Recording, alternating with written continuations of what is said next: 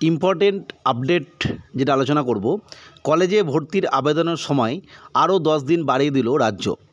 Supreme কোর্টে OBC মামলার শুনানিও পিছালো। আমরা জানি এটা যে মেন যে মামলা ওবিসি সেটা 22 জুলাই করা হয়েছে এবং আজকে 18 তারিখে একটা এসএলপি ছিল, সেটাও কিন্তু হিয়ারিং হবে না, সেটা কালকে আমরা জানতে পেরেছি এবং তোমাদের মধ্যে শেয়ার করেছিলাম।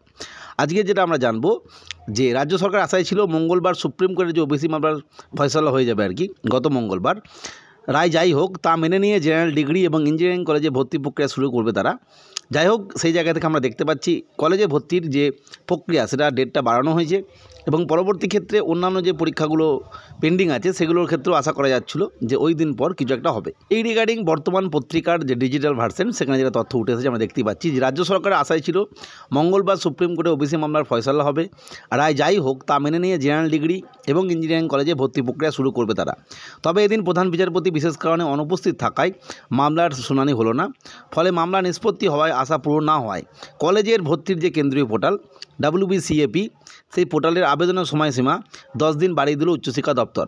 25শে জুলাই পর্যন্ত স্নাতকে ভর্তির জন্য আবেদন করতে পারবেন ছাত্রছাত্রীরা। এমনিতেই মঙ্গলবার ছিল আবেদনের শেষ দিন। 22শে জুলাই মামলার পরবর্তী শুনানি হতে পারে বলে মনে করা হচ্ছে, যেটা আমি পূর্বেই উল্লেখ করলাম।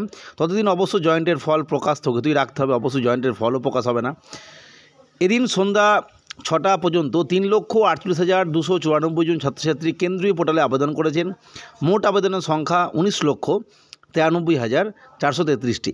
আবেদনকারীর মধ্যে 3,787 জন ভিন রাজ্যের বাসিন্দাও রয়েছেন। আমরা বুঝতেই পারছি আপাততভাবে ওবিসি কেস না মূল্যে যেমন জয়েন্টের রেজাল্ট আসছে না, ঠিক একই রকমভাবে কলেজে ভর্তির ক্ষেত্রে মানে একদম পোর্টাল যে কাস্ট ওয়াইজ ক্যাটাগরি ওয়াইজ যে ব্রেকআপ সেই অনুযায়ী যে ভর্তি সেটাও হচ্ছে না। ঠিক একই রকমভাবে বিভিন্ন পরীক্ষা পেন্ডিং নোটিফিকেশান বা পরীক্ষা কিন্তু হচ্ছে না। ফলে অবশ্যই আমাদের পরবর্তী যে নেক্সট হিয়ারিং মানে মেন মামলার 22শে জুলাই তার দিকে লক্ষ্য রাখতেই হবে।